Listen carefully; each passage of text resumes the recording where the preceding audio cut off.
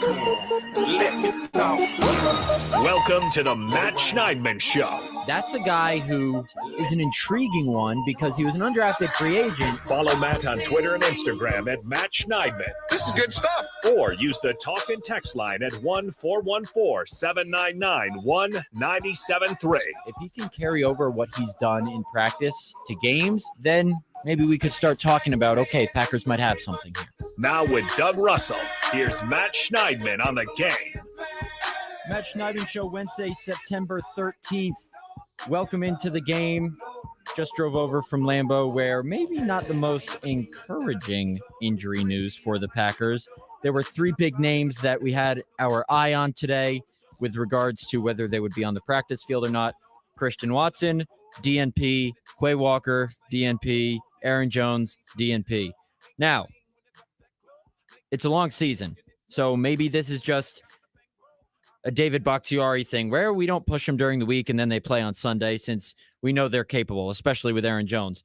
I did not see Aaron Jones during the 20 or so minutes we had to view practice.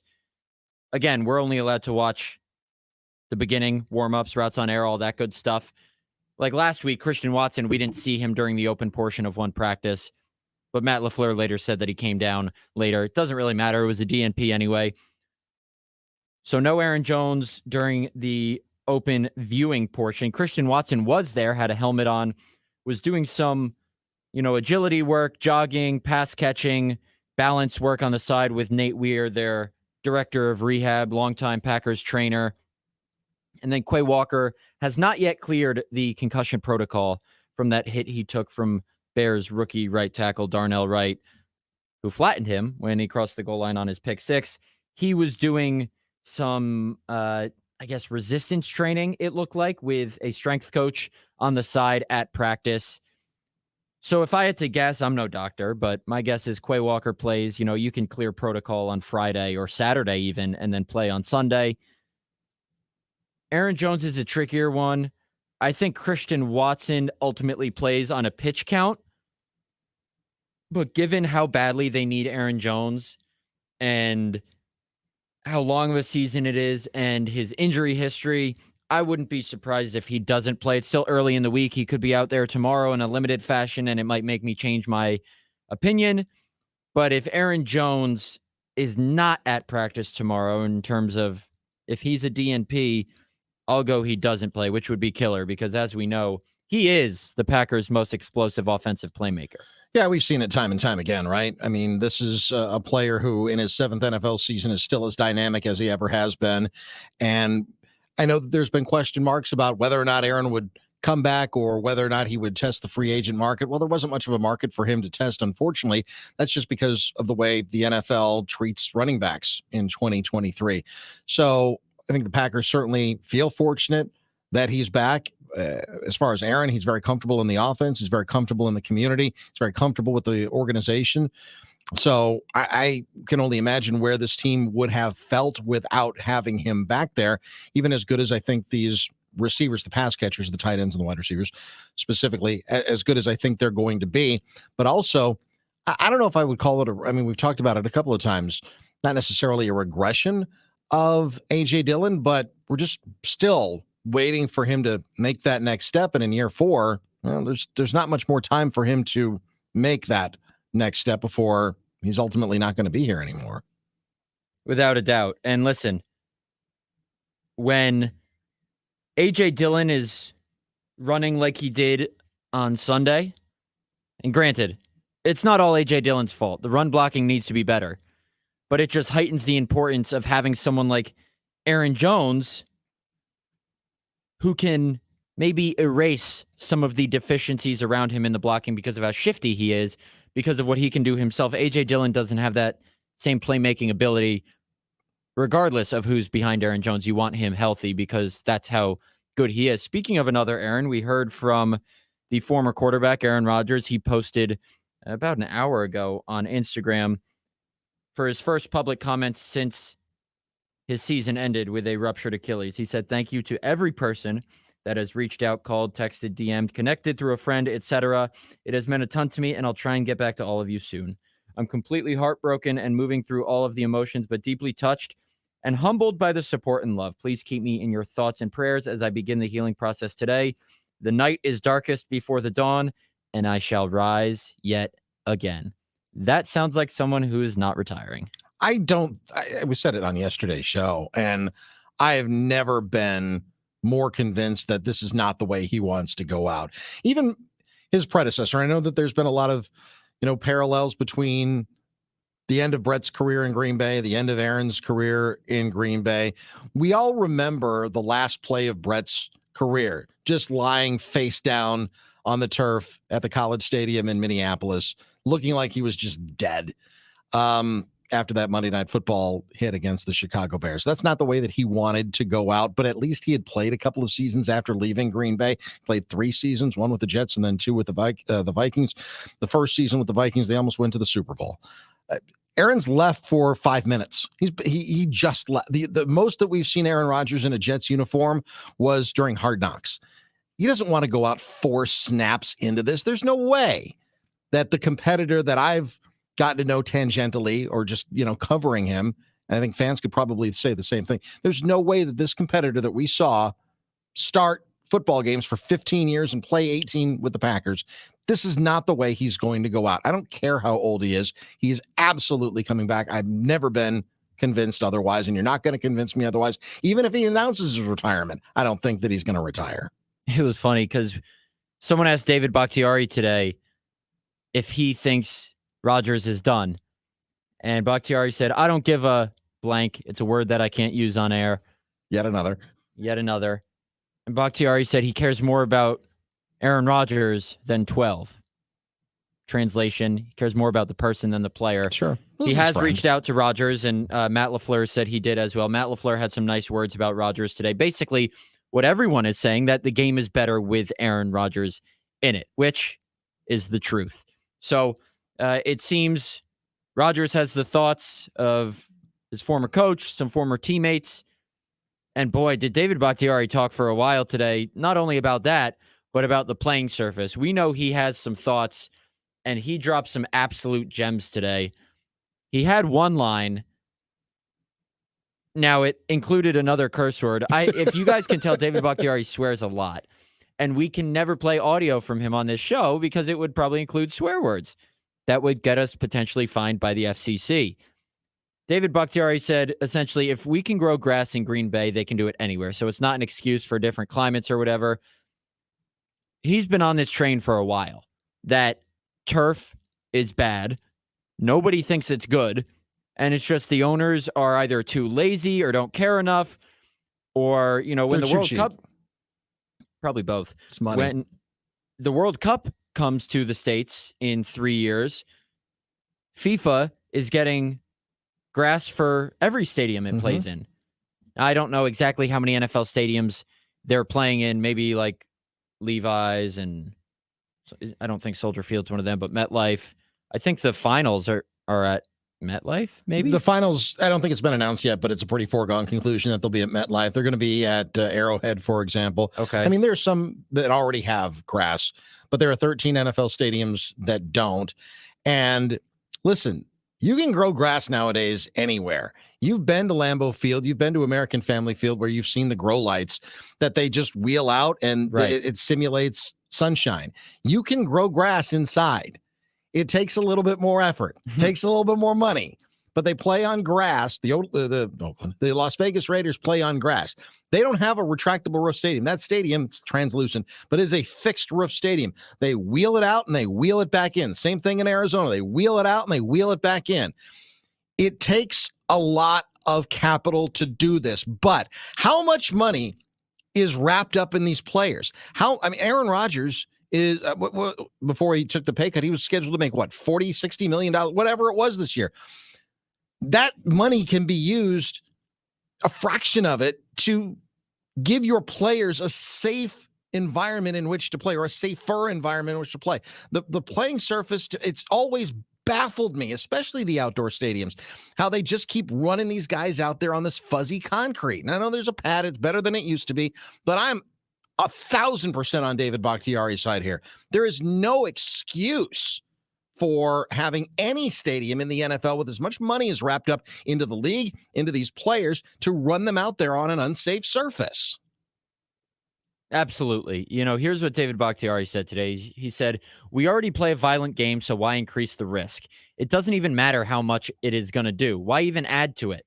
We already know what we risk playing this game. That's my piece with it. If you want to talk about any other stats or anything else, go talk to the men in this room with or without these cameras. Ask them how they feel after games. I can tell you from my 11 years of experience, just feel like beat up. It takes a lot longer and you hate to see it. Then we just kind of ignore and move on. I'm excited for the point to come to a head, and these younger guys, because they'll eventually move to it. It's just annoying that it takes a long time to move mountains."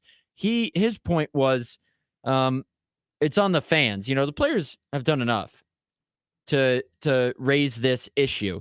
Fans aren't going to boycott games or, whatever, but it just seems at this point, if they haven't done anything about it yet, what's it going to take? Is it going to take a player like Aaron Rodgers? Now, David Bakhtiari made sure to say he's not, the utmost of experts, so he doesn't know. The answer is probably no, that this injury was not strictly caused by the turf at MetLife. So we know how crummy it is. But his point was essentially, why add something that increases the risk when it's the one thing we can control? Yes, Aaron Rodgers is almost 40. Yes, he got hit. But the one thing they can control to prevent an injury like that is the surface. And it just seems like owners don't want to do it. Well, it's because of money. I mean, it's so much. AstroTurf, or the derivations of it, are so much cheaper. The maintenance is non-existent. That's why you see high schools and all the colleges go to artificial surfaces mostly. I mean, when I was in high school 100 years ago, when dinosaurs roamed the earth, I mean, there were no AstroTurf, artificial surface, football fields in any high school, probably in America, but certainly not in Wisconsin.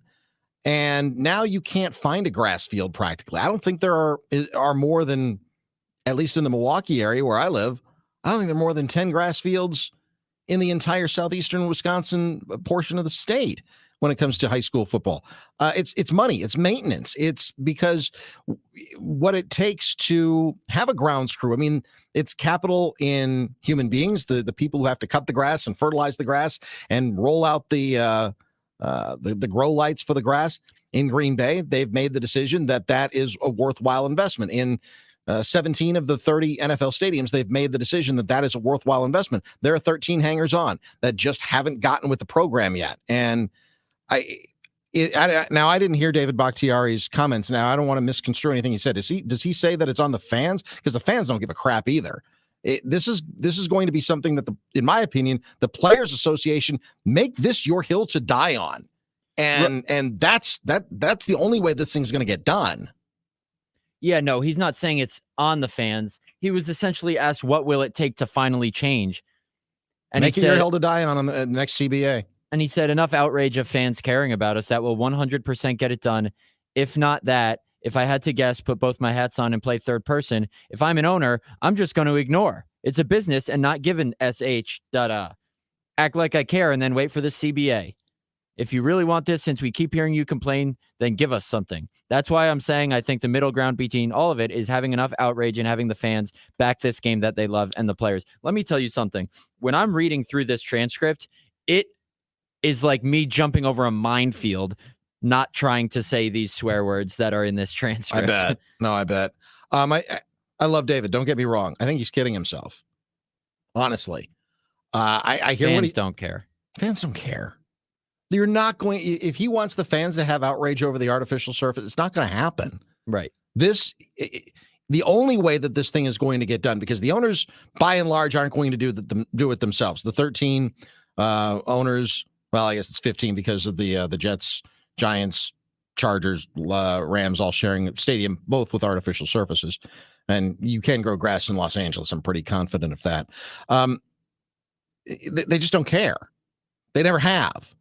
And they're not going to. And if a fan gets outraged by it, there's not going to be a revolt. The only way this gets done is if the Players Association makes this the line in the sand. This is the hill to die on.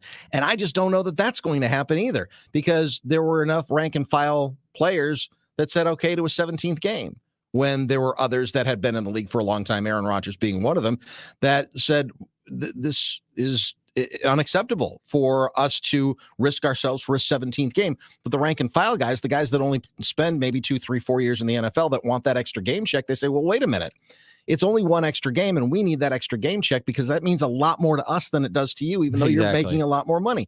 So, I mean, you're kind of stuck between a rock and a hard place if you're David Bakhtiari, because I agree with him. I just don't see an end game here.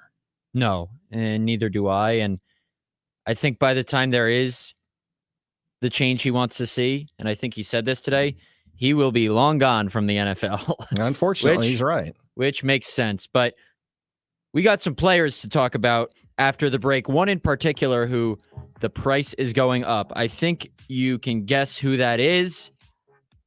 If you have any guesses, if you want to talk about him or anything else, the PellaWI.com talk and text lines are open, 414-799-1973. Here on the Matt Schneidman Show on The Game. With the best of them, you are beautiful, like a dream come alive.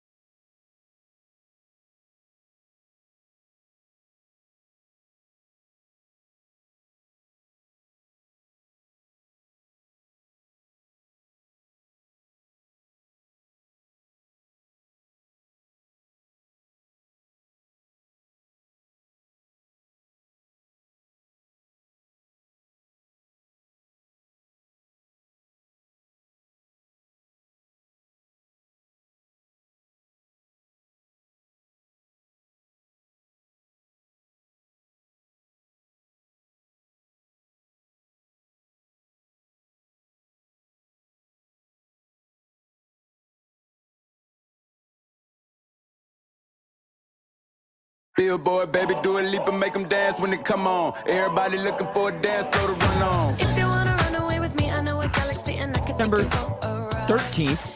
Yeah, I got the date right. Yes, 13. Iron Jock has a deal on its outerwear just in time for fall. Zip-up jackets, hoodies, vests, pants, and their brand new quarter zip. Now through September 17th, take 25% off all Iron Jock outerwear with promo code OUTER25. That's OUTER25. So dress like the guys on the game. Go to ironjock.com for details. That's ironjoc.com.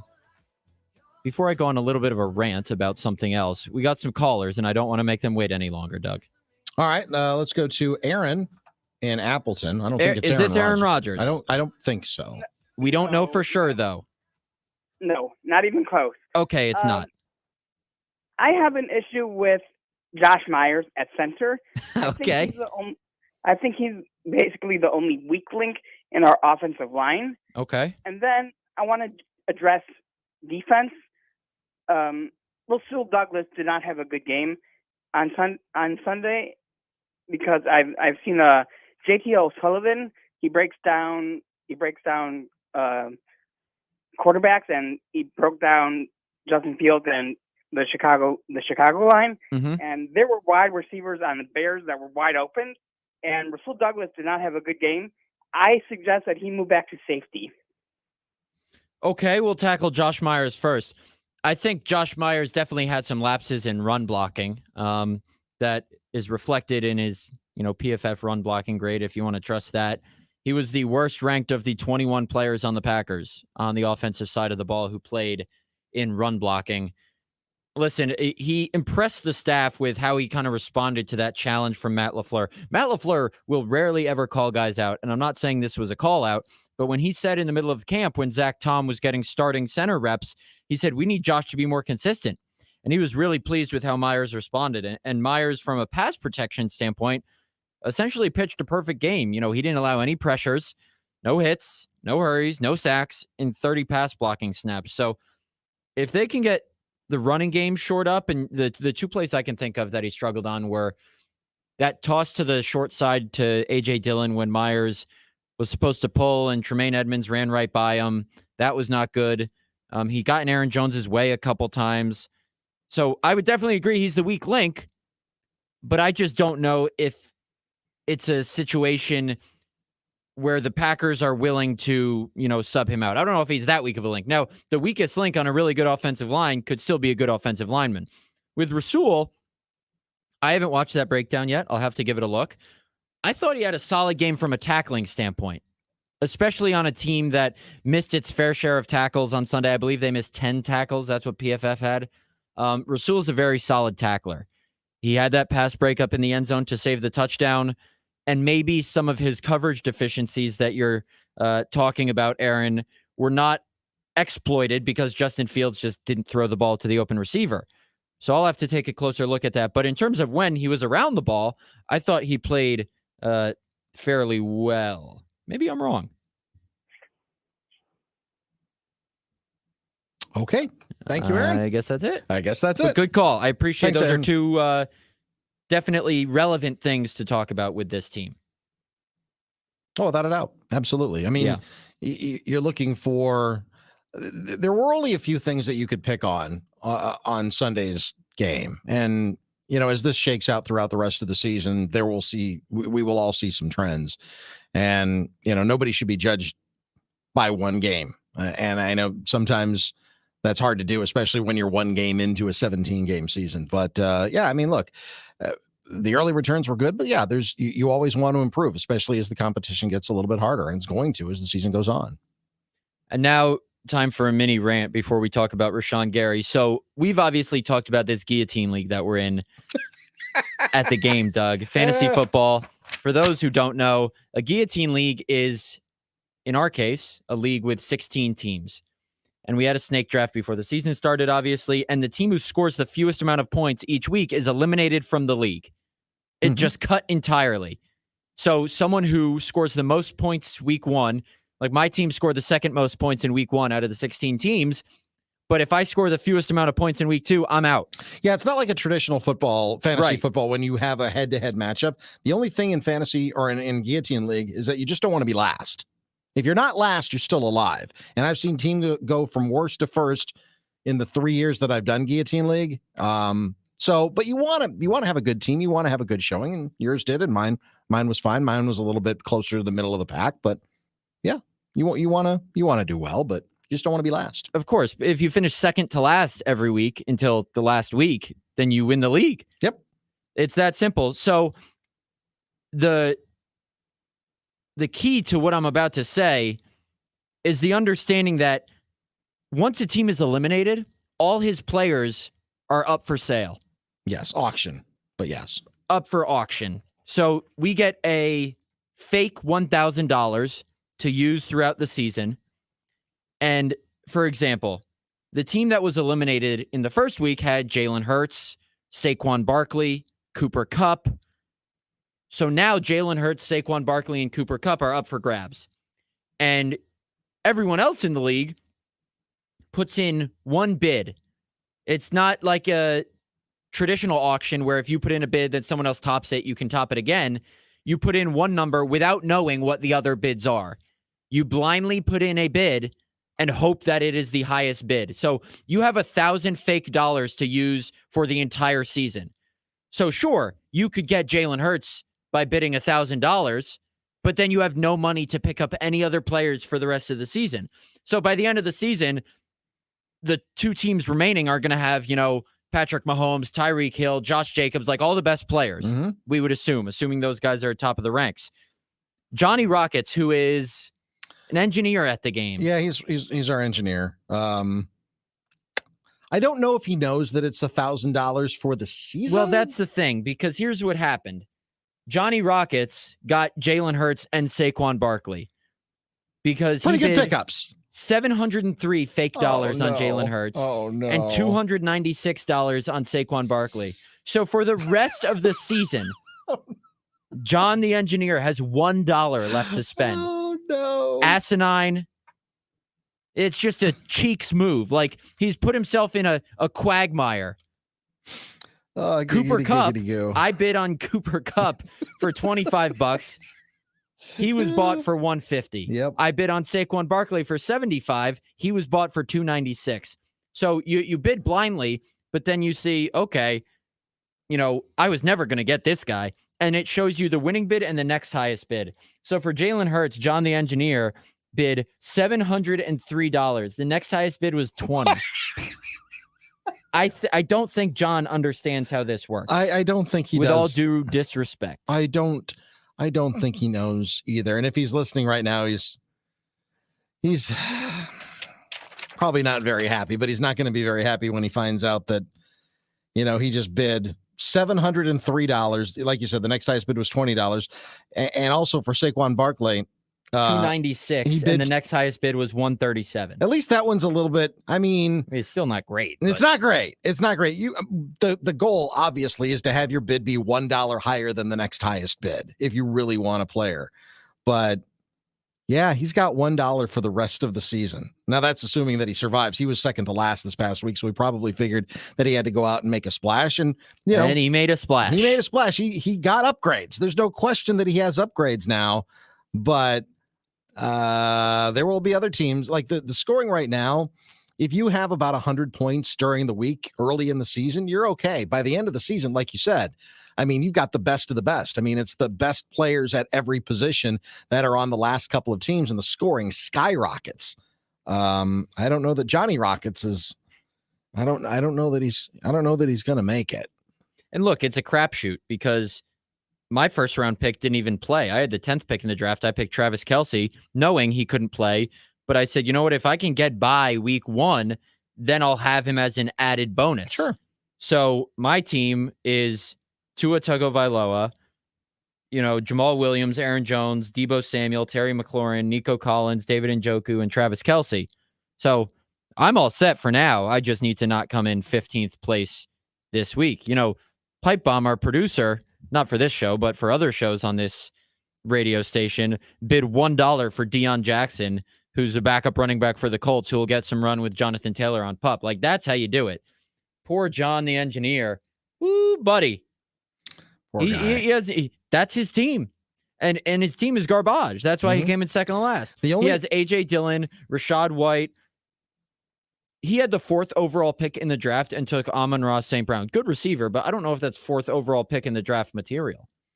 No, and listen, I like Amon-Ra St. Brown, fight on.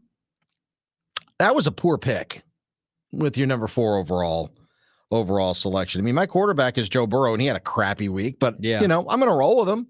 I think he's going to bounce back. I hope he's going to bounce back, but you just, I put out a couple of bids and didn't come close, but it's week 1, man. All you have to do is survive. And there's like a 94% chance that you're going to survive week 1. And there's about an 85% chance that you're going to survive week 2. But you got to be smart about it, because you need some powder by the end of the season. Because listen, if you finish 6th, you might as well be out first. So you've got to save some of this for the end of the season, because you do want to be bidding on guys like Mahomes and Jefferson and whomever. Yeah, there's way more strategy to it than a typical fantasy football league, which I enjoy. It's one of 3 I'm in, which is against my personal rules. Now on to real football. Rashawn Gary is going to get a lot of money from the Green Bay Packers whenever he gets his contract extension. We've talked about how his agent told me a couple weeks ago they're essentially willing to negotiate in season. So we could see a David Bakhtiari type, Elton Jenkins type extension that happens during the season.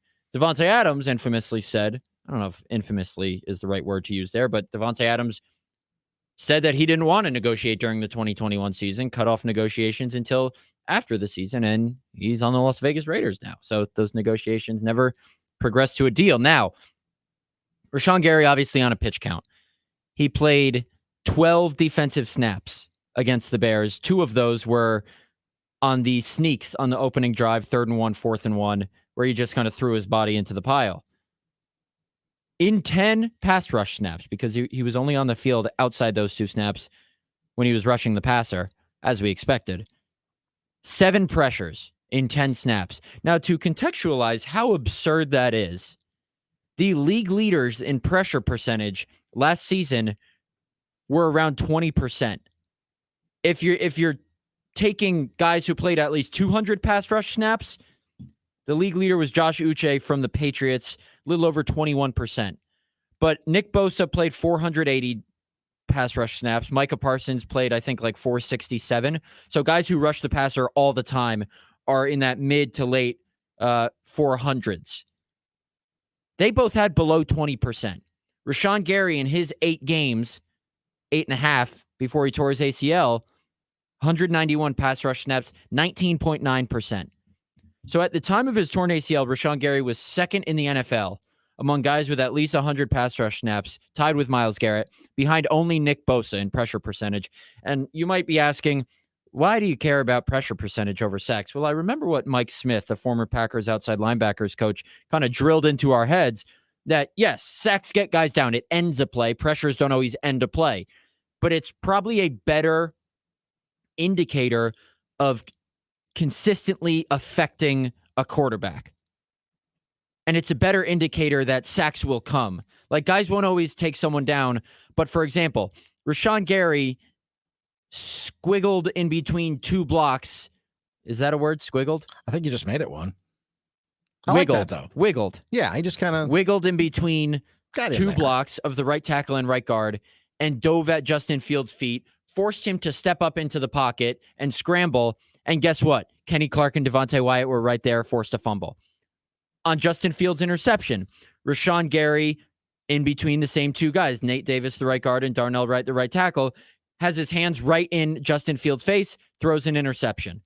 So those are examples of how pressures can affect a play, even though Rashawn Gary isn't getting on the stat sheet for an interception or a forced fumble or a sack, but he's affecting the play. Just like when he batted down, didn't bat down the pass, but hit Justin Fields' arm on a 3rd and 9 from the Bears' 20-yard line. Pass fell incomplete. Stopped the clock with 1:23 left in the first half. Gave the Packers plenty of time to get down the field and kick a field goal. Now, if the clock had kept running, the Packers would have had to use a timeout, and they had to scramble to use the timeout to set Anders Carlson up for that 52-yarder. My point is, sacks are great, yes. Pressures impact the game too. And if you're looking at pressure percentage, Rashawn Gary's was 70% on Sunday. Edge rushers coach Jason Rebrovich joked with us today that, yeah, sure, he can continue that. But 70%, even if it's just 10 snaps, when the league leaders were less than 20 last year, the price is only going to go up for this guy if week one is any indication of what's to come. Yeah, and 70% is not realistic. It's like when a baseball team gets out to a 20-3 start to the season. It's not sustainable. Nobody plays 900 ball throughout the entire year. So, yeah, 70% is not going to happen. But his overall effectiveness, to what Mike Smith was talking about, yeah, I mean, it's about consistency. It's about like you said, affecting the quarterback and making them do what they want to do, something differently. Whether it's throw an interception or the forced fumble that you were talking about. The quarterback, that's how the entire game flows from. That's what the entire game flows from. And if you can get in his face, and if you can just kind of, like you said, the word is affect. If you can affect what he does, that's only going to spell success, not only for you as someone who's trying to get quarterback sacks, but it's also going to help the secondary. It's going to, one of those situations where the rising tide will lift all ships, all 11 ships out on the field that are wearing green, well, I guess in the case of Sunday, white jerseys for Green Bay. And, Rashawn Gary, it's great to see him back. You want to see him, continue to play more and more downs as the season goes on. But, man, the early returns were just incredible for him on Sunday. Doug, can you think of something you like as much as Rashawn Gary likes terrorizing quarterbacks? I really like a good pizza. Okay, mine was going to have to do with food as well, but not pizza. I would say eating watermelon for me. I won a watermelon eating contest in 8th grade.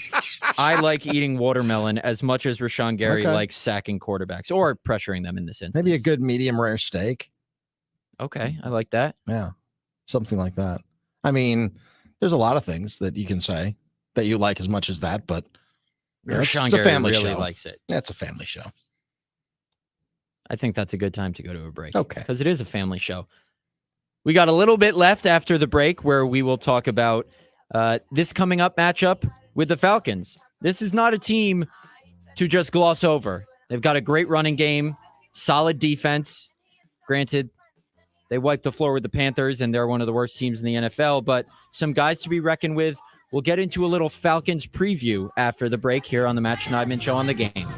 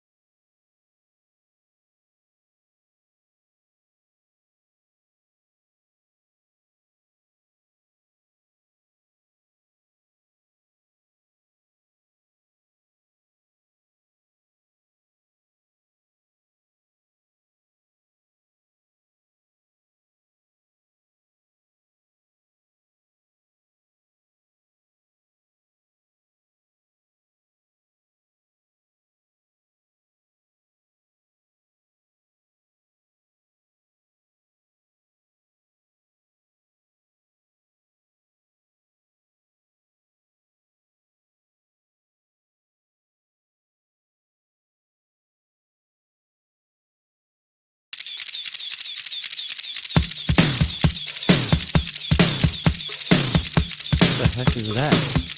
Oh, you're disrespecting Rock and Roll Hall of Famers Duran Duran. I thought someone was rapidly clicking a camera. Well, that's the start of the show, or that's the start of the, I of the didn't song. know that. I'm 28 years old, Doug. I don't listen to them. I'm Rock and sorry. Roll Hall of Famers, man. Some respect. I gave you some Olivia Rodrigo on the way out. Now I'm giving you some Hall of Famers. That's not baby. my wheelhouse, too. She's like 19 or 20 years old. Yeah, that. Isn't that your wheelhouse? No. All right, let's talk Falcons. What is wrong with you? It's called eclectic music for the Matt Schneidman show here on 97.3. The Falcons have no. I'm talking about the Falcons running game now. We're moving on. Falcons have a very good running game, at least based on week 1. Tyler Algier ran 15 times for 75 yards, 5 yards a carry. Bijan Robinson, maybe you've heard of him, number 6 overall pick in the draft. 10 times for 56 yards, 5.6 yards a carry. And if you can do the math, as a team, Falcons ran for 5 yards a carry. It's pretty good. Bears ran for 4.2. The Packers need to stop this Falcons run game. That's where it starts and ends, I think, in this game on Sunday. Desmond Ridder only threw 18 passes, 15 for 18, 115 yards and a touchdown. Robinson had the most catches on the team with 6. Nobody else had more than 3, one of those being Algier, who had 3. Matt Collins had 3, Kyle Pitts had 2. Jason Rebrovich, the outside linebackers coach, and Jerry Montgomery, the D-line coach, raved about the Falcons running game. And Matt LaFleur said of the Falcons' 2 running backs, Algier and Robinson, well, they're extremely difficult to tackle. And you can see the offense kind of runs through those 2 guys. Bijan obviously had a very impressive day, I would say. I just kept seeing him break tackles and making plays, but I think both of those guys are very good backs that you've got to try to contain the best you can, and I think their offensive line does a really good job coming off the ball, creating movement up front, creating space for those guys to run. A very stout test and a tougher test for a Packers defensive front that certainly impressed against the Bears, but this Falcons run game, especially if the added element of Cordero Patterson playing, I believe he was a full participant in practice today. He's not listed as a running back. He's listed as a joker on the depth chart, but he was listed as a running back last year. That's a 3-4-headed monster if you count Desmond Ridder in there, but let's just say it's Algier, Bijan Robinson, Cordero Patterson. Packers are going to have their hands full up front. Yeah, without a doubt. And, you want to try to affect some of their passing game as well. Desmond Ridder in his first full season as the Falcons starter, second-year player out of Cincinnati. He's got a couple of weapons. I think Drake London's a good ball player. Again, fight on. But they've got a really stout running game. They beat a really terrible team in Carolina. And I think in Atlanta, they may be saying that, the Packers, they've got a first-year starting quarterback, kind of like Atlanta does. They've got a really good running game, or at least one good running back in Aaron Jones, but he's perhaps injured. And if you can contain some of the passing game of Jordan Love, just like the Packers are going to try to contain the running and passing game of Desmond Ridder and the Atlanta Falcons, it's going to be a difficult test, but they have a lot of similarities. And one of the similarities is they both beat crappy teams last week. Exactly. And that's the tricky part, especially when we don't have big sample sizes to work with, is that we don't know how much stock to take in these early season victories when they come against teams that weren't good last year. Now, who knows? The Panthers and Bears could go on to be 13-4 this year. They're not going to. Spoiler alert. But we don't know, if the Packers or Falcons are for real. It's easier to say if the Chiefs beat up on a team, they're for real because they have been for real. Packers and Falcons, especially last season, were not. So I don't know how much stock to take in those wins. Sure, we could look 6 weeks from now and say, Packers still haven't lost a game. They're for real. We should have known after week 1. But with the sample size we have, we don't know if, for example, the Falcons are any good or if it was just the Panthers. And that's the fun part about the early part of an NFL slate, is it adds more intrigue. There's more unknown. We've talked about how the unknown is what makes our jobs fun because we don't know what to expect. There's a lot of unknown in this game on Sunday, including an Atlanta defense that has some guys on it. They got some names. Now I know what you're thinking. The Packers defense has names, and they've struggled to put it together consistently in recent years. So why should we be worried about the Falcons? I'm not saying you should. I'm just saying there are guys you should look out for. One of the free agent acquisitions of the offseason, I think, is Jesse Bates, the safety who they signed from the Bengals, who's now under the tutelage of Jerry Gray, the former Packers defensive passing game coordinator, who is now coordinating the defensive pass game in Atlanta. And Jesse Bates, NFC Defensive Player of the Week with 2 picks. So Jordan Love's going to have to watch out for that guy. Yeah, and the one thing that we've seen about Jordan Love is that I think he had, like his predecessor, and I think maybe it's just a trend in the NFL nowadays, is there's more of an emphasis on taking care of the football. And when you've got a guy like Bates who gets a couple of picks last week, I mean that's I think becoming rarer and rarer. And with Jordan Love, I just think that the way that he saw, and I'm not comparing their talent because that's impossible to do, and it's not fair to either Jordan or Aaron. But if there's anything that you can take away from Aaron Rodgers, it's how important protecting the football is. So if that lesson comes to fruition during Jordan Love's career, I think he's going to have a really good one here in Green Bay. Yeah, if he doesn't turn the ball over and throws 3 touchdowns every game, I think he'll be fine. He'll be in the Hall of Fame if he does that. He'll be okay. Okay. But I mean, there's no quarterback in this era, or maybe of all time, that took care of the football as far as turnovers better than Aaron Rodgers. Right. And Jordan Love is off to a good start in that regard. He did not put the ball in too many risky situations. He threw in some tight windows, but a lot of times guys were just wide open. Luke Musgrave, Samori Toure, Jaden Reed, Romeo Doubs. Guys were just open. So Jordan Love didn't have to make any risky throws, but there will come times this season when he has to fit it in a tight window, when he has to, put the ball somewhere where it's a 50-50 one. And he'll throw some interceptions, we think. Probably. If he just throws like 50 touchdowns and no interceptions, then Sure. Packers will have an MVP. Yeah, but every year. he did a good job, I thought, on Sunday of taking care of the football, except when he fumbled the snap. But then he picked it back up, so it was fine. But you may not be as fortunate on Sunday against the Falcons, because I bet the Falcons will have their eye on that play where Luke Musgrave has nobody within 25 yards of him. I don't think that's in the Falcons' defensive playbook to let that happen. Probably not. But, at least the Bears were fortunate enough that they had that 12th man on the field called the grass, or perhaps just Luke's other foot that he just tripped over and fell down. He's just a big goofball, just trips over himself and stumbles and bumbles. I think the first time was more his upper body caused the fault in his lower body, because he was kind of turning his head around, lost his balance. The second one, he was backpedaling. Luke Musgrave, if he can just run straight and be where the ball lands instead of fighting with himself to stay up, he's going to be one hell of a player. I think there's a lot of guys that you can say that about, not, rumbling and bumbling and stumbling all over themselves, but I think there's a lot of players that are going to, you're going to be able to say those guys are hell of a players. And Musgrave is one of them. And I know we said this on Monday a lot, and I just keep going back over it. I've seen, some of the video. I haven't watched the entire game a second and third time yet, but I've seen some of it. And it's like, some of the little things you just pick up on, and it just seems like this team is confident. This team feels like they believe in their quarterback. They believe in their coaching. They believe in everything that they're doing. And again, one game against a bad team does not a season make. Just the early returns were just so promising for this young Packers team. And if they win on Sunday, we're going to sit here and say, well, that's 2 games against a better team. Now let's see them do it against the Saints and then the Lions. And we'll keep moving the goalposts, because that's just the nature of the business and the nature of the week-to-week reactionary element to this thing. And if they lose, we'll be like, well, they can only beat bad teams. But that might not be true either. The truth is always somewhere in between. Yeah, but you can only play the teams that are, here's another sports cliche for you. You can only play who's in front of you. And the way that the schedule makers made the Packers schedule this season is that the front part of it is so baby soft, at least based on last year's records, that they could pile up a couple of wins here and there. I don't know how good Atlanta is. I have no clue.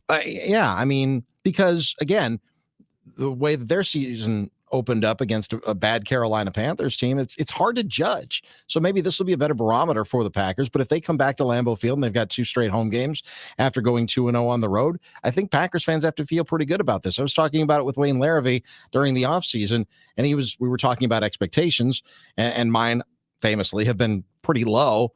And he made the statement of, if they win 8 or 9 games, I think there's going to be a parade in the street, because this year's 8, and he was being facetious, but it will just feel so good. I mean, this year's 8 wins as opposed to last year's 8 wins just feel a lot different because of expectations and the fact that this, at least going into the season, was on some level, not a full rebuild, obviously, but on some levels, it was certainly at least a retool. You go from one of the oldest teams in the NFL to the youngest team in the NFL, and those expectations aren't going to be there. So if you exceed them, everybody feels pretty good about it. But if they start 2-0 or 3-0, then suddenly the expectation changes from 8-9 wins to 10-11 wins. Sure, that's the nature of it. If there's 8 or 9, that is the nature of it. We will continue to overreact throughout the entire season. I will not be here tomorrow and Friday for the Matt Schneidman show because one of my best friends from college is getting married in the Philadelphia area, and I am flying to that area tomorrow during the show. And then Friday is the wedding, and then I will be flying straight from Philadelphia to Atlanta for the game on Sunday. So now everyone listening to the show knows my itinerary for the next couple days. I hope you're happy. So Doug will man the controls. He'll be talking. He'll have plenty of guests on. You know, I've heard some of the guests. I think you're going to want to tune in. Some familiar names, some not so familiar names, but they'll get you ready for everything Packers Falcons. What can we expect from the Doug Russell Show featuring the no longer here Matt Schneidman? Do I get to change the logo? No, I don't. Oh, please do. So Billy Schmidt's going to join us for just kind of a primer on how he saw week 1 from not only 97.3 The Game here in Milwaukee, but also the Packers radio network and the Badgers radio network as well. So maybe I might ask him a couple of questions about Wisconsin and their unfortunate loss. Only Packers talk on this show.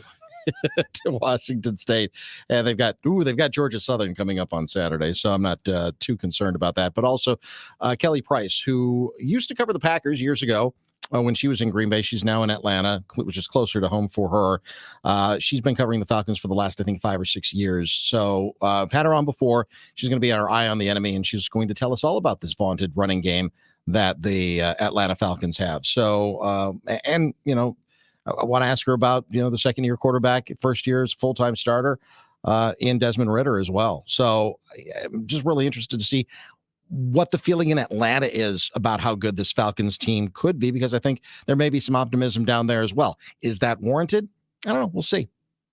Fantastic. That's what we've got coming up here on the Matt Schneidman Show that won't be featuring Matt Schneidman the next 2 days. Doug Russell will be in command. I'll get back to you on Monday with all the reactions from Packers Falcons after my trip to Atlanta. For Doug, for myself, I hope you have a good weekend. Good rest of your night. Appreciate everyone listening today here on this Wednesday, September 13th. This has been the Matt Schneidman Show on The Game. Ain't that the reason you're at this club? Oh, you ain't gonna find a date with him. No, I got a better solution for you, girl. Oh, just leave with me now. Say the word and we'll go. I'll be your teacher. I'll show you the ropes. You'll see a side of love you never known. I can see it going down, going down. In my head, I see you all over me. My head. You may not play for your favorite team, but you act like it. Through every snap and every score, whether you're at work or in the grocery store, you're carrying them with you. No, not with a jersey, but with a mindset, so that you're always ready. Ready so that not just on game day, but on any day, you can crack open that ice-cold beer. A beer made by fans, for fans. Cheesehead TV and Gathering Place Brewing bring you Carry the G. A delicious and easy drinking cream ale, not just for tailgating, but for everyday life. Now available throughout Wisconsin, so that wherever you go, you can carry the G.